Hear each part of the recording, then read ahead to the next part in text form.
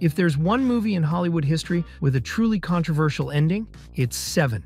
Its cast is legendary, and director David Fincher practically owes his career to this film. Today, Seven is remembered for delivering one of the most shocking plot twists of all time.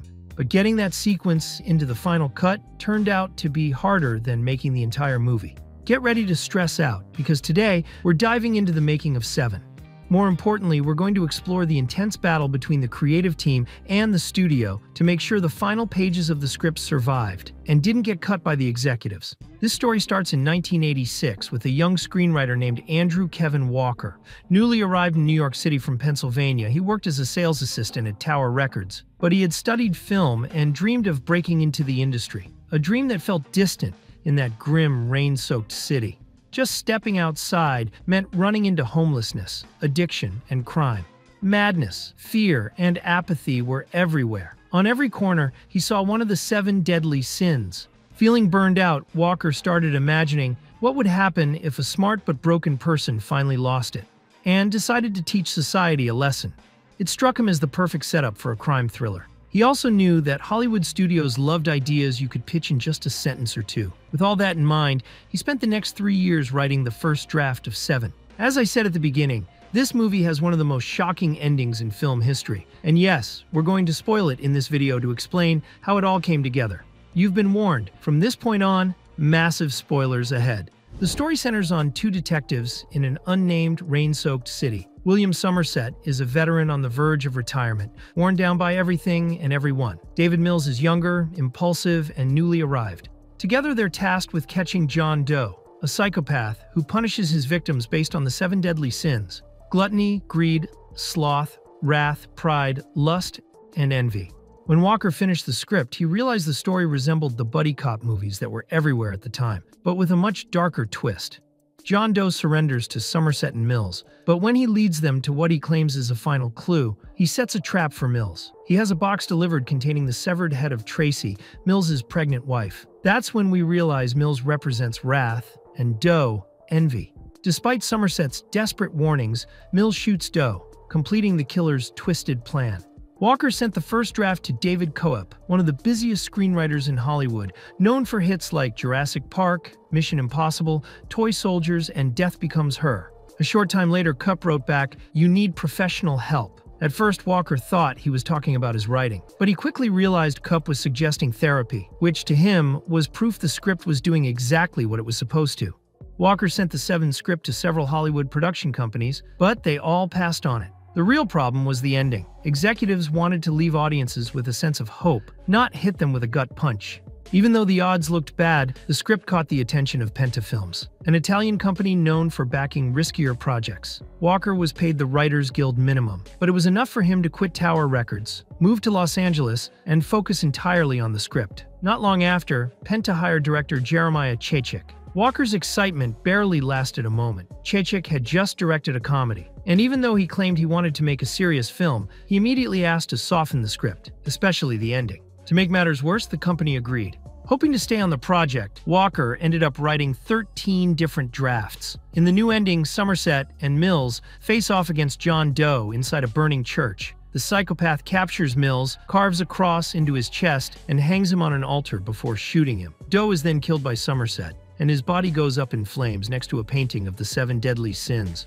Just when it looked like Walker had finally pleased everyone, Penta collapsed in 1994, and Chechik walked away from the project. The chances of Seven getting made were slipping away like rainwater down a drain, until another major player stepped in: Arnold Kopelson, one of Hollywood's most successful producers. He had an eye for spotting great projects and got a strong feeling about Walker's script. Even though he had doubts about the ending, he decided to take a chance and buy it. Thanks to Kopelson, Seven found a new home at New Line Cinema. As we mentioned in our video on American History X, New Line started by producing horror films before moving on to bolder projects across other genres. The executives loved Walker's script, but just like at Penta, they wanted a more politically correct ending. Their instruction was clear: John Doe had to be caught. Walker still felt that changing the ending would betray the story's dark core, but he also knew he didn't want to end up back in New York. With a draft that made the studio happy, Kopelson and New Line started looking for a director. They considered names like Guillermo del Toro and David Cronenberg, but the studio had a surprise pick in mind. David Fincher. Today, Fincher is one of the most acclaimed directors in Hollywood, but in the early 90s, things were very different. We already talked about his early years in another video, but it's worth a quick reminder. He started out directing commercials and music videos before being hired to direct Alien 3. That experience turned into a nightmare, with 20th Century Fox trying to control him like a puppet. They even fired him before post-production. You can catch all the details in our video on the Alien saga. After that nightmare, Fincher said, "I'd rather get colon cancer than direct another movie." Still, his agent sent him the script for Se7en. Coppelson and New Line Cinema trusted his visual instincts and sense of pacing. Fincher started reading it just to be polite, but before he knew it, he was completely drawn into the story and its characters. It didn't feel like just another cop movie. It felt like a meditation on evil. And the ending? He was blown away. He called his agent and asked if they were actually planning to shoot that script. The agent said yes. Fincher said he was amazed by the whole head-in-the-box twist. After a moment of silence, the agent told him he had the wrong draft. As it turned out, New Line Cinema had accidentally sent Fincher the original draft, just as Walker had written it. The executives were embarrassed, starting with the company's president, Michael DeLuca, who personally called Fincher to apologize. But to DeLuca's surprise, Fincher was ecstatic. He wanted to direct Se7en. DeLuca explained the differences between the drafts, but Fincher made it clear he only cared about shooting the version with the head in the box, and the villain getting away with it. Fincher's excitement was so strong that DeLuca hired him right then and there, even though the ending would continue to be a source of conflict. Walker had his doubts about Fincher. He wasn't exactly sold on Alien 3, but at their first meeting, he connected with Fincher in a way he hadn't with anyone else. The director shared his dark vision of the story and, most importantly, stood firm on keeping the original ending. Fincher even thought it could hit harder. Mills would shoot John Doe, and then cut straight to the credits. He was ready to defend that ending no matter what, against anyone. Walker stayed on board to keep refining other parts of the script. However, Fincher got a much colder reception from Coppelson and other New Line Cinema executives. They weren't fully convinced about his talent, and they still thought the ending needed to be softened. The tension was obvious, but they agreed to deal with it during production. With Fincher locked in as director, the team turned its focus to casting the actors, a task that turned out to be anything but easy. Fincher had a very clear idea of what he wanted visually for Se7en. He assembled a team of top-notch professionals, with cinematographer Darius Khondji standing out. Together, they drew inspiration from films like The French Connection and Klute, looking to create a gritty, realistic look with deep, heavy shadows. But Fincher knew that the real key would be the cast. He offered the role of Mills to Denzel Washington, but Washington turned it down, saying the script was too dark. Sylvester Stallone turned it down for the same reason. That trend seemed like it might continue, until Brad Pitt came along. By the mid-90s, Pitt was one of Hollywood's biggest stars, and he hated it. He was actively searching for roles that would let him prove he could really act. He met with Fincher, and the two hit it off immediately. Pitt loved the story and connected with Mills, whom he saw as a well-meaning fool. Fincher showed him the original script, with the head in the box and the detective's breakdown. He also told him about the controversy between Coppelson and the executives at New Line Cinema. Pitt didn't hold back. He said he would only do the film if it kept the original ending. He even made sure that condition was written into his contract. If finding Mills was complicated, finding Somerset wasn't any easier. Fincher wanted William Hurt for the role, but Coppelson shut that idea down. They reached out to Robert Duvall, Gene Hackman, and Harrison Ford, but all of them passed. Then they went after Al Pacino. He liked the script and the character, but he had already committed to playing another detective in Heat. That's when they found Morgan Freeman. By then, Freeman was one of the most respected and versatile actors in Hollywood, known for standout performances in several classics. He read the script, connected with the story's core, and clicked instantly with Pitt. Fincher had locked in his leads, but there were still a few crucial roles left to cast. For Tracy, he had Gwyneth Paltrow in mind.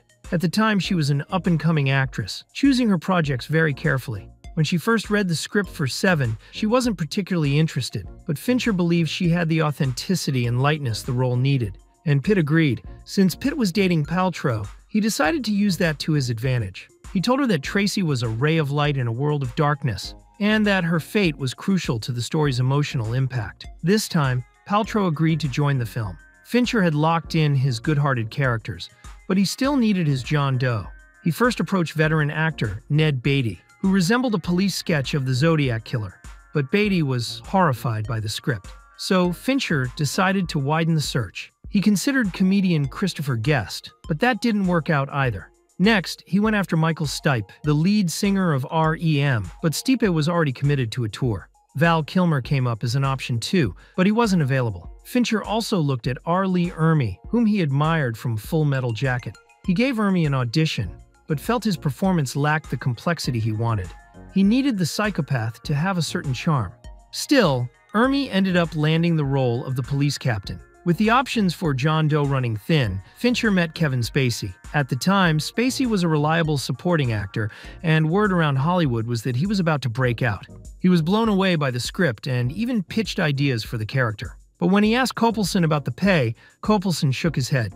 Spacey was asking for more than New Line Cinema was prepared to offer. Fincher didn't want to lose him, so he suggested starting production while the negotiations dragged on. And there was still one more character to cast: the city itself. Staying true to the script, Fincher kept its identity anonymous. They shot across downtown Los Angeles, but made sure to avoid recognizable landmarks. At last, Se7en was ready to start shooting, but there were still a few problems left to solve. And just when everyone thought the ending was set in stone, time and the shoot itself would prove them wrong.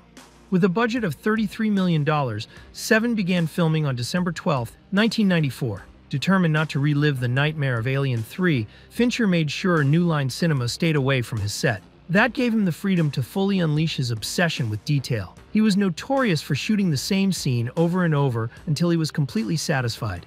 He proved it when filming the atrocities orchestrated by John Doe, which required actors to endure heavy prosthetic makeup. His uncompromising standards earned him the respect and admiration of both the cast and the crew. But Se7en was still a Hollywood production, and Fincher still had to deal with Copelson and the executives. At first, they asked to see the daily shoots, and they didn't like what they saw. They thought the footage looked way too dark. Konji suggested making the images lighter during post-production, but Fincher refused to tweak or reshoot anything. Instead, he cut together a reel and had it screened at Show West, a major convention for theater owners. The footage left everyone stunned by its raw power. After that, the executives backed off and never complained about the darkness again. Even though Fincher could handle the studio executives, he ran into other problems. Pitt was available for only 55 shooting days, since he was scheduled to jump straight into 12 Monkeys afterward.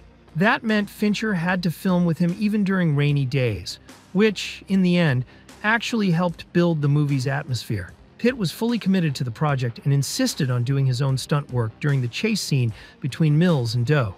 Unfortunately, he slipped and badly injured his left hand. He needed stitches and had to wear a cast.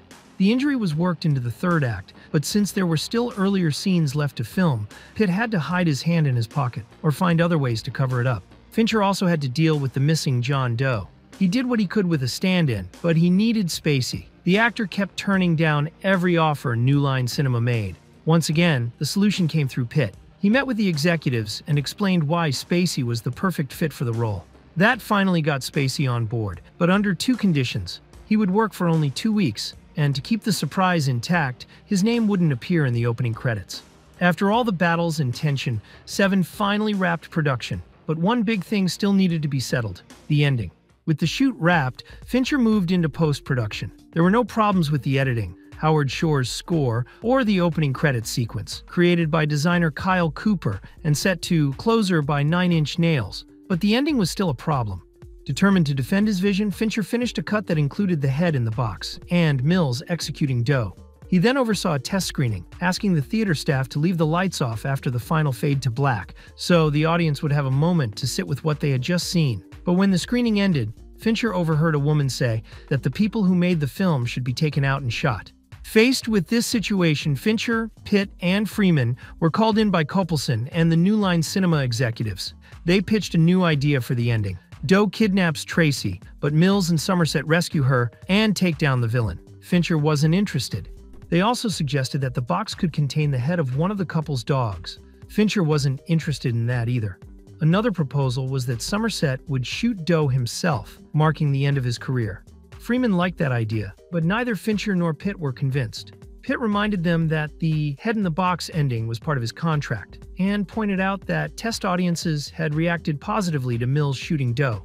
Fincher added, 50 or 60 years from now, when none of us are alive, a group of teenagers will be talking at a party about a movie they saw the night before. And one of them will say, I don't remember who was in it, but at the end, this guy shows up with a box. and there's a head inside. Copelson smiled and let them keep the original ending. Problem solved? Not even close. The producer demanded that Tracy's head never be shown, and that they shoot a slightly more hopeful epilogue. Reluctantly, Fincher, Pitt, and Freeman filmed a scene where Mills is taken away in a police car. Then, in a voiceover, Somerset says, "Ernest Hemingway once wrote, 'The world is a fine place and worth fighting for.' I agree with the second part." At last, everyone at New Line Cinema was happy. But now the real question was whether that ending, and the entire movie, would connect with audiences. Se7en hit theaters on September 22, 1995. It was clearly a film aimed at adults and way too dark for mainstream audiences, so New Line Cinema lowered its expectations. For the first time, Copelson wasn't sure how things would turn out, and he was still worried about the ending. But audiences and critics went wild for the story, the characters, and especially the ending. People screamed in theaters. Se7en ended up grossing $327 million worldwide, and Copelson and the executives finally breathed a sigh of relief. They even campaigned to get the film considered for the Oscars, but it only received a nomination for Best Editing. Still, nothing stopped it from becoming a classic, and a mirror of the cynicism and doubt that defined the 1990s. And Se7en's impact didn't end there. The movie launched all of its main players to new heights. Fincher became one of Hollywood's darkest and most distinctive directors. Pitt solidified his place as both a major star and a versatile actor. Freeman cemented his reputation as a powerhouse performer. Paltrow rose to full-fledged stardom, and Spacey reached the top, only to lose it all later. And of course, Se7en changed Walker's life. He became one of the most in-demand screenwriters in Hollywood, and later reunited with Fincher for Fight Club and The Killer. Se7en inspired countless successors and left its mark across multiple genres. It even sparked academic studies, and it didn't take decades for young people to start talking about that movie with the head in the box. In fact, Paltrow once joked about it at a Halloween party, and while the prosthetic head created for the movie never made it into the final cut, it eventually found a second life in the 2011 film Contagion. Se7en was born from the mind of an unknown, tormented screenwriter. The daring nature of the story sparked an endless battle between the creatives and the studio executives, but fighting to preserve a bleak ending brought about a happy outcome. For everyone involved, and for us, who can still be captivated and unsettled by a true cinematic masterpiece. American History X was one of the most controversial films of 1998, tackling the delicate subject of neo-Nazism and featuring brutally intense scenes. But if you thought the movie itself was controversial, you have no idea what happened behind the scenes. On one side, a rising star with an oversized ego. On the other, a rebellious but brilliant director.